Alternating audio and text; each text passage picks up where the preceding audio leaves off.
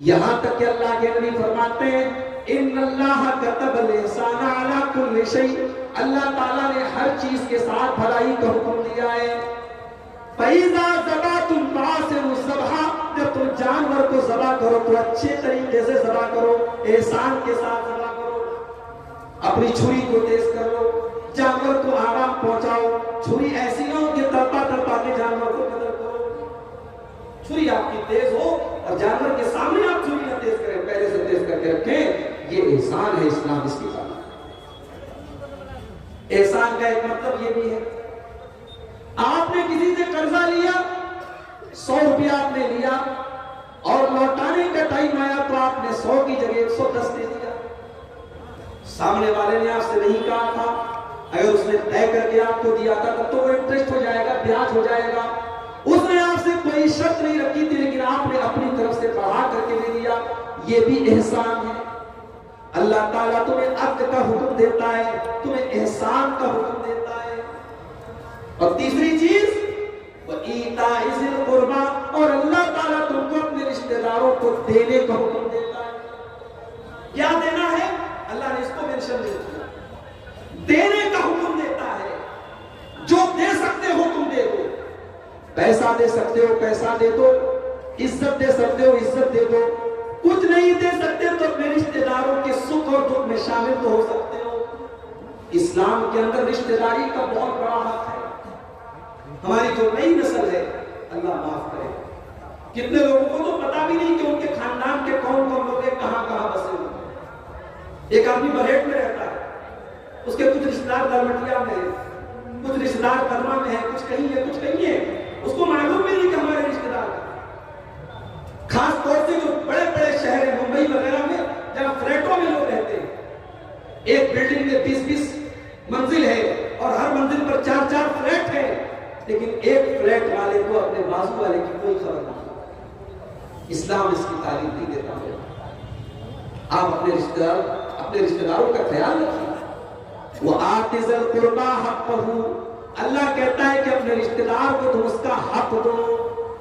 اگر آپ اپنے رشتہ دار کی مدد کر رہے ہو، اس کے کام آ رہے ہیں، کوئی احسان نہیں کر رہے آپ کے مال میں اس کا حق تھا، آپ نے اس کا حق اس کو دیا ہے، آپ نے کوئی احسان نہیں۔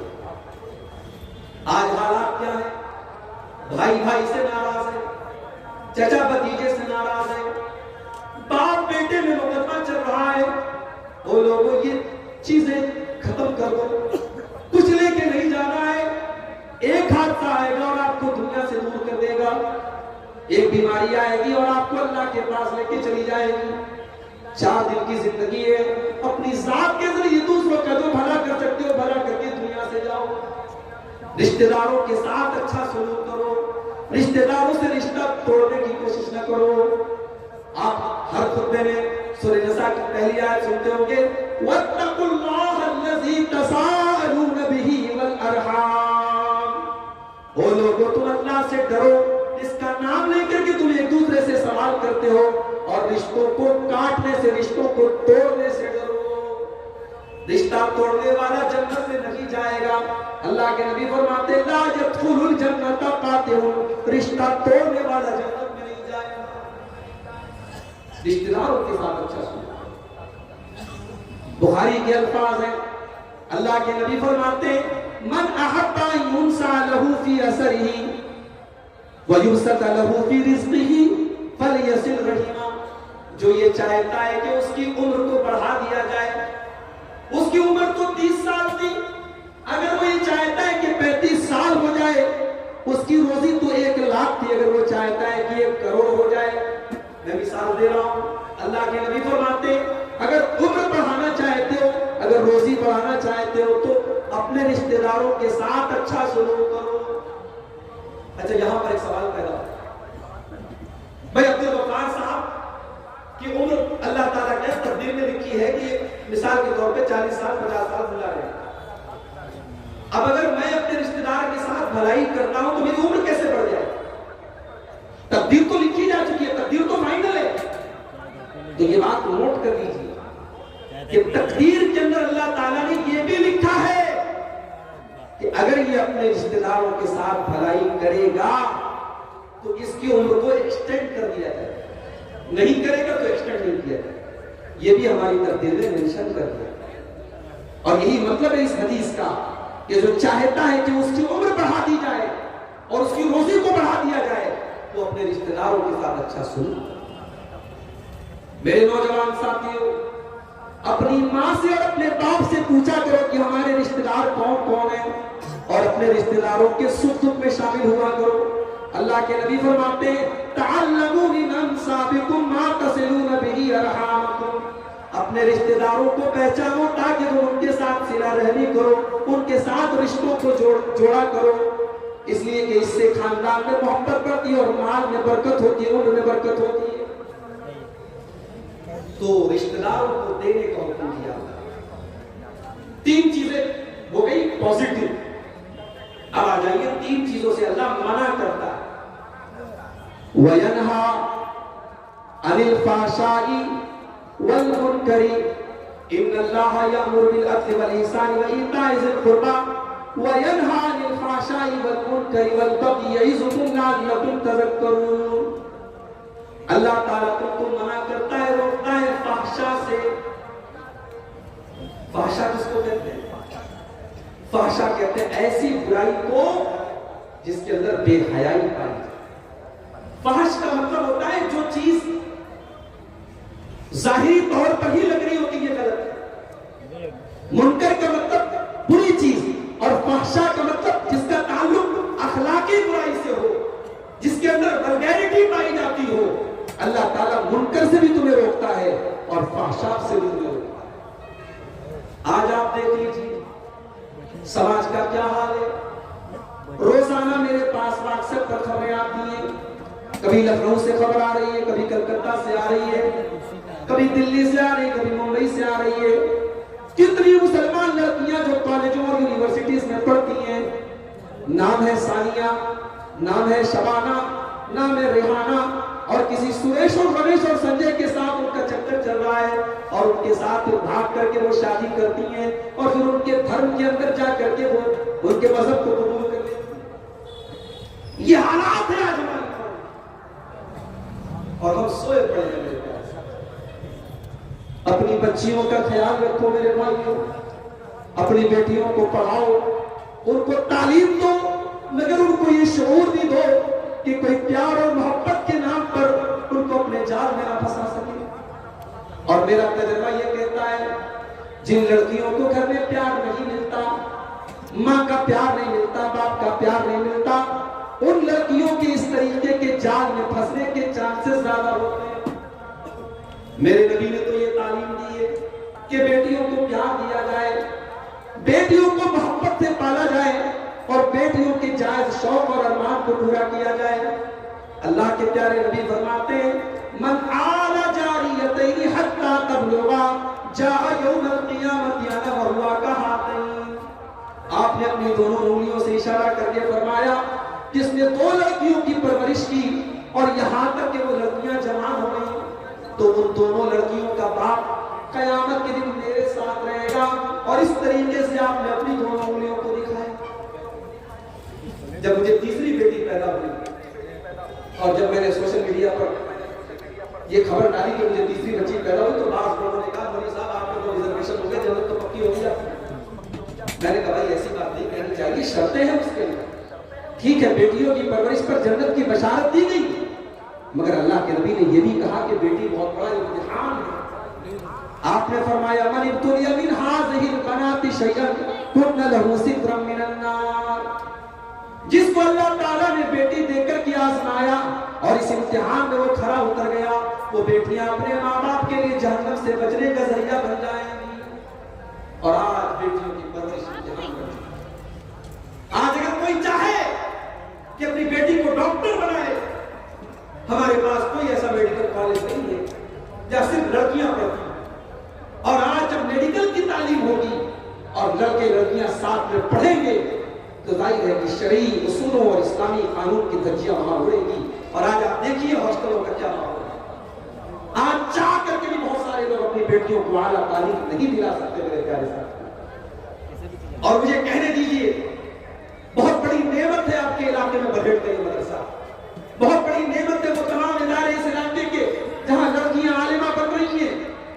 مگر مجھے ایک بات کہنے کی اجازت دیجیے کہ عالمہ بنانے کے بعد بھی ان لڑکیوں کا کہ علم کا ہم کیا یوز کر رہے ہیں اس پر بھی ہمیں غور کریں. میں نے محسوس کیا ہے کہ لڑکیوں کو عالمہ بنا دیا، مقصد صرف یہ ہے اچھا رشتہ ملے. رشتہ لینے مانگنے والے آئے تو ہم کہہ سکیں ہماری لڑکی نے پریڈ سے عالمہ کیا، اور کوئی اس علم کا یوز نہیں ہے. میں کہتا ہوں میرے بھائیوں، آج عورتوں میں اتنی بے حیائی پھیلی ہے، عورتوں کے اندر اس قدر برائیاں پائی جا رہی ہیں، اتنی بے پردگی پائی جاتی ہے. یہ عالمہ لڑکیاں اگر یہ دعوتی کام کرنا چاہیں تو آپ کے گاؤں گاؤں میں ایک اچھا ماحول پیدا ہو سکتا ہے اور گھروں اور خاندانوں کی اصلاح ہو سکتا ہے. آپ کے یہاں جمعہ کی نماز میں اگر عورتوں کا انتظام نہیں ہے تو انتظام کروائیے. کوشش کیجئے کہ جمعہ کے خطبے میں عورتوں کو ضرور لایا جائے. جلسہ تو سال میں ایک بار ہوتا ہے، لیکن برائی تو روزانہ موبائل پر دیکھی جا رہی ہے. برائی تو روزانہ موبائل پر دیکھی جا رہی ہے. جب برائی روزانہ دیکھی جا رہی ہے تو سال میں ایک بار کا جلسہ برائی کو روک نہیں سکتا. برائی سے روکنے کا طریقہ بھی یہ ہے کہ ہم بار بار اصلاح کی کوشش کرتے رہیں. آپ جمعہ کی نماز میں عورتوں کا انتظام رکھیے اور عورتوں کو بھیجیے. ایسا بھی دیکھا گیا بڑی عورتیں جمعہ پڑھنے جا رہی ہیں، جوان عورتیں نہیں جا رہی. کیا صاحب؟ ارے وہ میری بہو کو کھانا بنانا تو کیسے جائے گی؟ جوان لڑکیاں نہیں جا رہی، بڑی عورتیں جا رہی ہیں. جوان لڑکیوں کو بھی بھیجیے. جمعہ کے دن کھانا تھوڑا لیٹ بن جائے چلے گا، تھوڑا پہلے بن جائے چلے گا، مگر جمعہ کی نماز میں عورتوں کو بھیجیے میرے پیارے ساتھیوں، اس لیے کہ پانی سر سے نیچا جا رہا ہے. آج جو ماحول بن رہا ہے، ہمارے نوجوان لڑکے اور لڑکیاں اپنی عمر کے پہلے بالغ ہو رہے ہیں. 8-8 سال کی بچیوں کو میں نے دیکھا کہ انسٹاگرام پر 4 آئی ڈی بنا کے رکھی ہے انہوں نے، اور گرل فرینڈ اور بوائے فرینڈ کا کلچر آج سماج میں عام ہوتا چلا جا رہا ہے. نوجوان فخر کرتے ہیں کہ میرے اپنی لڑکیوں کے ساتھ میرے تعلقات. میرے پیارے ساتھیوں، اللہ کے نبی نے اس امت کے لیے، اس امت کے مردوں کے لیے سب سے خطرناک فتنہ عورت کو کہا. ما ترکت فتنۃ اضر علی الرجال من امتی من النساء. میں نے اپنی امت کے مردوں کے لیے عورت سے خطرناک کوئی فتنہ نہیں چھوڑا ہے. عورت عالمہ بن جائے اور مرد عالم بن جائے تب بھی فتنہ ہے مرد عورت کے لیے. عورت اپنے زمانے کی سب سے نیک عورت ہے اور مرد اپنے دور کا سب سے بڑا متقی مرد ہے.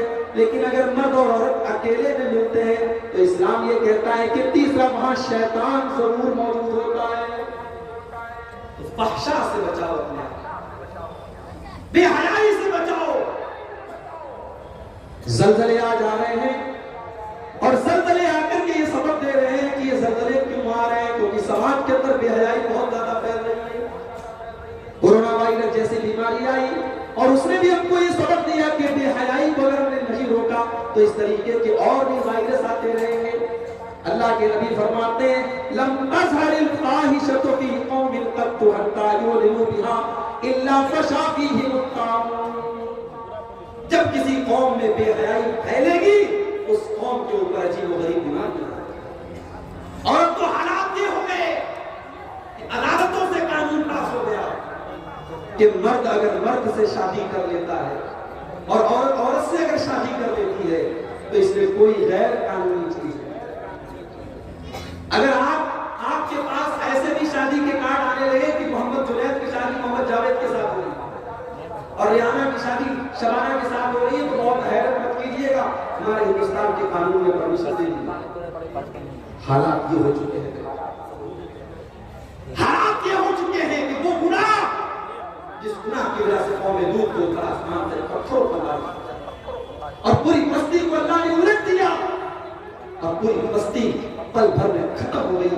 آج گاؤں گاؤں میں وہ گناہ بھی عام ہو رہا ہے اور مرد مرد کے ساتھ تعلق قائم کر رہا ہے اور عورت عورت کے ساتھ دہشت خون کر رہا ہے. یہ بے حیائی، یہ بے غیرتی، اس کو روکنا ہماری ذات کی ذمہ داری ہے. وَيَنْهَا عَنِ الْفَحْشَاءِ، اللہ تعالیٰ تم کو فحش کاموں سے منع کرتا ہے. وَالْمُنْكَرُ، اور اللہ تعالیٰ تم کو منکر سے، بری چیزوں سے تم کو روکتا ہے. جتنی چیزیں شریعت کے اندر روکی گئی ہیں وہ تمام کی تمام چیزیں اس ایک لفظ کے اندر آ گئی، منکر کے اندر. اور یہاں ایک بات یاد رکھیے، برائی سے بچنا بھی ضروری ہے اور برائی سے روکنا بھی ضروری ہے. آپ کی آنکھوں کے سامنے اگر کچھ برا ہو رہا ہے تو آپ کی پیشانی پر بل پڑنے چاہیے اور آپ کو غصہ آنا چاہیے اور آپ کو اسے روکنے کی کوشش بھی کرنی چاہیے. یہاں تو حالات یہ ہے، بیٹی سج دھج کر کے گھر سے نکل رہی ہے اور باپ بڑی خوشی سے کہتا ہے کہ میری بیٹی ماشاءاللہ کتنی خوشی ہے. اسکولوں کے اندر سالانہ پروگرام ہو رہا ہے، مسلمان لڑکیاں ناچ رہی ہیں، ڈانس کر رہی ہیں. 15 سال کی 20 سال کی جوان لڑکیاں ساڑی پہن کر کے ناچ رہی ہیں اور باپ اور ماں ویڈیو بنا رہے ہیں، بڑی خوشی سے اسٹیٹس لگا رہے ہیں میری بیٹی کتنا شاندار ڈانس. ہم ببول کا پیڑ بو کر کے آم نہیں کاٹ سکتے میرے بھائی. ہم جس نسل اس نسل کی تربیت جیسی کریں گے ویسے ہی لڑکیاں پیدا ہوں گی، ویسی اولادیں ہوں گی. آج آپ دیکھیے حالات کیا ہیں. اللہ کے نبی فرماتے ہیں او لوگوں تم اپنی اولاد کی ذمہ داری کو محسوس کرو. کلکم راعٍ وکلکم مسئول عن رعیتہ. تم میں سے ہر انسان ذمہ دار ہے اور قیامت کے دن اس کی ذمہ داری کے بارے میں سوال ہوگا. اولاد والو، یہ اولاد تمہاری گردن پر کل قیامت کے دن ذمہ داری بنے گی اور اللہ پوچھے گا کہ تم تہجد پڑھتے تھے اور تمہاری بیٹی رات میں 2 بجے گھر سے بات کرتی تھی، تم کیا کرتے؟ اللہ پوچھے گا میری ماں باپ سے کہ تم تو پردے اور نقاب میں نکلتی تھی اور تمہاری جوان بیٹی 16 سال کی 20 سال کی سج دھج کر کے سنور کر کے بغیر پردے کے نکلتی تھی اور چہرے پر ایک چھوٹا سا ماسک لگا لیتی تھی اور تم نے اس کو اجازت دی تھی. تم نے کیوں ایسا؟ دیوس ہو گئے، بے غیرت ہو گئے. جب تک ہم غیرت کو اپنے اندر نہیں پیدا کریں گے سماج سے بے حیائی نہیں آ سکے. اسی لیے اللہ کے نبی فرماتے ہیں 3 لوگ ایسے ہیں جن کی طرف اللہ تعالیٰ قیامت کے دن نہ تو دیکھے گا، نہ بات چیت کرے گا، نہ ان کو گناہوں سے پاک و صاف کرے گا. کون سے 3 لوگ؟ آپ نے فرمایا العاق لوالدیہ، اپنے ماں باپ کو ستانے والا، اپنے ماں باپ کو دکھ دینے والا. ماں باپ کو کبھی دکھ نہیں دیتا. 2 گناہ ایسے ہیں جن کی سزا اللہ تعالیٰ دنیا میں ہی دے دیتا ہے. اس میں سے ایک گناہ ہے عقوق الوالدین، ماں باپ سے رشتہ توڑنا. ہمارے یہاں جوائنٹ فیملی سسٹم اور اس کے بعد سیپریٹ فیملی سسٹم. جوائنٹ کا مطلب یہ ہے کہ باپ ماں دیور جیٹھ سب ایک ساتھ رہیں، اور الگ رہنے کا مطلب یہ کہ باپ سے اور ماں سے کوئی مطلب نہ کرے. یہ غلط ہے، دونوں سسٹم غلط ہے. نہ یہ جوائنٹ فیملی سسٹم پوری طریقے سے صحیح ہے، نہ یہ سیپریٹ فیملی سسٹم پوری طریقے سے صحیح ہے. اگر آپ شادی کے بعد اپنے ماں باپ سے الگ بھی رہتے ہیں تو الگ رہنے کا مطلب یہ نہیں ہے کہ آپ ان سے کوئی مطلب نہیں رکھیں. ماں باپ کی آنکھوں میں کبھی آنسو مت دینا، ماں باپ کو کبھی تکلیف مت دینا. ماں باپ آپ کے بچپن میں انہوں نے آپ کی وہ تکلیفیں برداشت کی جو آپ سوچ نہیں سکتے. جب ماں باپ نے آپ کی نادانیوں کو اور آپ کے رات رات پر رونے کو برداشت کیا ہے، آج 60 سال کا بوڑھا باپ اگر کسی بات پر ڈانٹ دے تو آپ برا مت مانیے، اس نے کئی بار آپ کی باتوں کو برداشت کیا ہے. اس لیے اپنے ماں باپ کے ساتھ کبھی ظلم مت کیجیے. دوسری چیز والمرأة المترجلہ، مردوں کی نقل کرنے والی عورت، مردوں کے جیسا ٹائٹ کپڑا پہننے والی، مردوں کی جیسی چال ڈھال اپنانے والی عورت. اور تیسرا آدمی جس کی طرف قیامت دن اللہ تعالیٰ دیکھے گا بھی نہیں. آپ نے فرمایا الدیوس، الدیوس الذی یقر فی اہلہ الخبث، وہ بغیرت مرد جس کے گھر میں بے حیائی کا کام ہو رہا ہو اور اس کو کوئی فرق نہ پڑتا، جو بیوی کے ساتھ فوٹو کھینچتا ہو اور فیس بک پر ڈالتا ہو، جو اپنی بیٹی جوان بیٹی کا فوٹو فیس بک پر ڈالتا ہو، اسٹیٹس پر ڈالتا ہو، اس بغیر بھائی، اس بغیر شوہر اور اس بغیر باپ کی طرف قیامت میں اللہ تعالیٰ دیکھے گا. تو بغیرتی کو ختم کرنے کی ضرورت. تو 3 چیزوں سے اللہ تعالیٰ منع کرتا ہے، فحشاء سے منع کرتا ہے، منکر سے منع کرتا ہے، والبغی، اور تیسری چیز اللہ تعالیٰ ظلم سے اور زیادتی سے منع کرتا ہے. کبھی کسی کے ساتھ زیادتی مت کرو، ظلم مت کرو، کسی کا حق مت مارو. کسی کی زمین آپ نے ہتھیا لی، اللہ کے نبی فرماتے ہیں من اخذ شبرا من الارض، اگر ایک بالشت آپ نے کسی کی زمین اگر قبضہ کر لی تو یوم القیامت من 7 عظیم، قیامت کے دن 7 زمینوں کا طوق اس کی گردن میں ڈالا جائے. کتنے مقدمے آج عدالتوں میں مسلمانوں کے مقدمے زیادہ چل رہے ہیں.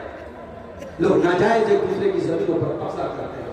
میرے بھائیوں، اپنے بچوں کے لیے آپ نے حرام کی پراپرٹی بنا بھی لی تو آپ نے بچوں کا فیوچر بنایا نہیں، بچوں کا فیوچر خراب کیا.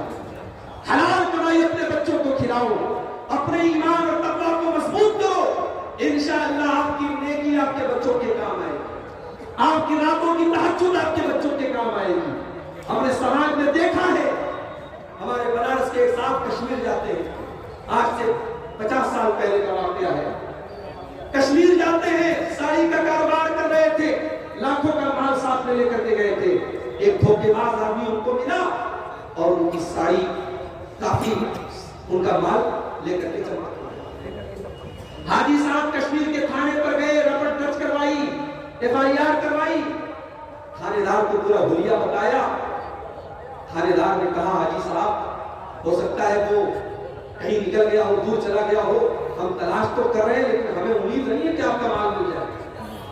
حاجی صاحب نے بڑے دھیان سے جواب دیا، انسپکٹر صاحب میرا مال برباد نہیں ہو سکتا، میں اپنے مال کی زکات نکال چکا ہوں، میں اپنے مال کی زکات نکال چکا ہوں. میرا مال جائز اور حلال کمائی کا تھا، مجھے یقین ہے میرا مال برباد نہیں ہوگا. اور 24 گھنٹے کے اندر چور اور چوری کیا گیا مال برآمد ہوا.